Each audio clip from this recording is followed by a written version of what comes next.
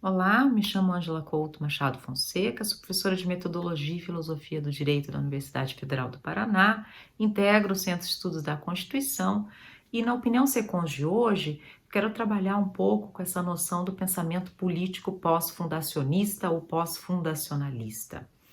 Nós percebemos dos heideggerianos de esquerda um movimento muito forte de pensamento político pós-fundacionista, também numa certa tradição do pensamento político francês, com Claude Lefort, Alain Badiou, Jean-Luc Nancy, autores como Ernesto Laclau, também um tanto Chantal Mouffe, vários autores pós-estruturalistas carregam no seu gesto teórico também preocupações pós-fundacionistas e então, para localizar um pouco o que é isso que nós chamamos de pós-fundacionismo no pensamento político, é preciso imediatamente fazer referência a isso que o próprio nome nos empurra um tanto a pensar, que é essa interrogação constante de fundamentos últimos, ou seja, fundamentos pensados em termos essencialistas, metafísicos, o estatuto ontológico dos fundamentos, como se esse estatuto ontológico se referisse a uma ontologia do ser, da fixidez, da certeza, esses marcadores de certeza, como chama o Claude Lefort, né? Isso não quer dizer que o pensamento pós-fundacionista seja um pensamento antifundacionista. Não é a recusa de todo e qualquer fundamento, mas o questionamento constante e a recusa de um fundamento último.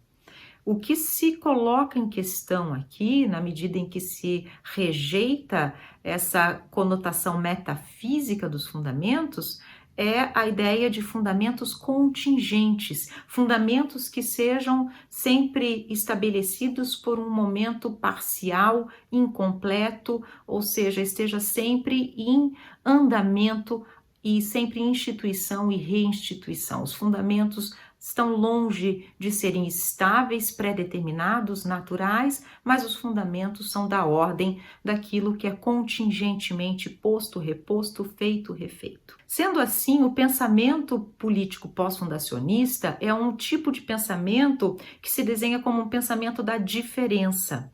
Que diferença é essa? A diferença conceitual que vai se abrir entre a política e o político. A política passa a se referir ao campo do social. O político passa a se referir, portanto, a essa preocupação, a essa reflexão teórica de quais são os fundamentos que instituem o campo social. Na medida em que eles já não são mais de uma ordem do estável e predado, que ordem de fundamentos se colocam aqui? Essa indecidibilidade, ou seja, essa abertura, estabelece várias correntes diferentes, vários autores diferentes, que cada um vai completar a partir das suas próprias coordenadas teóricas, essa contingência, essa abertura, seja com o antagonismo, seja com a filosofia do evento, seja com a noção de iterabilidade, repetição, citacionalidade, ou seja, o modo de pensar a contingência, o modo de pensar esse jogo aberto na ausência dos fundamentos completamente pré-estabelecidos é exatamente o espaço do pensamento do político.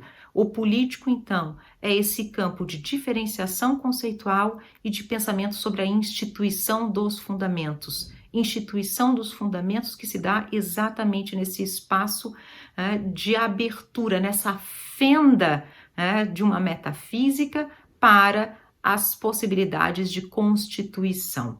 Por que isso é relevante para nós?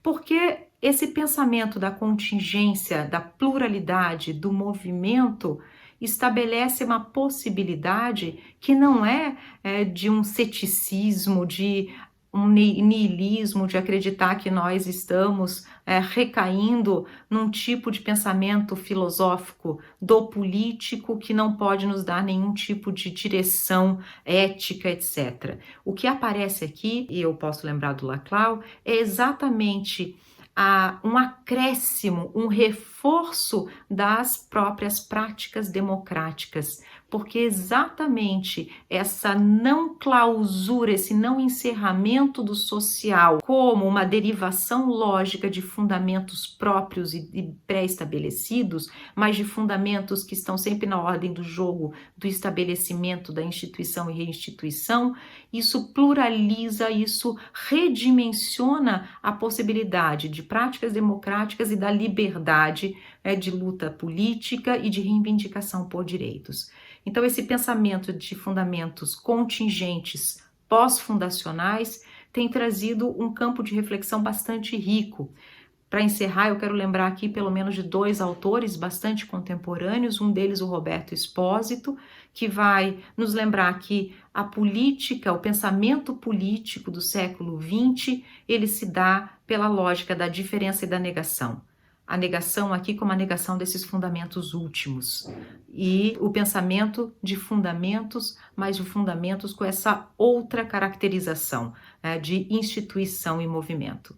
E a Butler, que ao falar de fundamentos normativos, sempre requer que eles sejam postos no campo da disputa, da possibilidade de questionamento teórico, e nunca como premissas sobre as quais nós não lançamos o nosso olhar questionador. Por quê? Porque esses fundamentos normativos, eles não apenas estabelecem os conteúdos possíveis do social, como também o próprio conteúdo possível do humano.